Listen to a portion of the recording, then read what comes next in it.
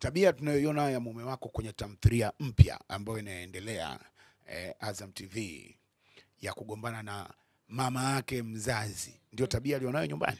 No. Mume wangu ni mtu ambaye yani tofauti, yani hizo comment nazipata DM, mtu anakuambia yani unaishije na mwanaume ambaye anamchukia mamake mzazi. Yani watu wanatukana, ukienda kwa mume wangu ananionyeshaga Facebook yake huko watu wanamtukana mpaka anasema hey, this is too much. Yule wa kwenye Tufani watu wanataka waelewe ni muigizaji. Unajua kwa upande wangu mimi tukiacha kwamba ni mume wangu, tuweke pembeni kwa sababu kuna muda huwa nashindwa kumsifia mume wangu hadharani kwa sababu mtu atasema anaendeshwa na hisia za mapenzi. Lakini kiuhalisia ndio iko hivyo. Kuna muda natakiwa nikae kama muigizaji.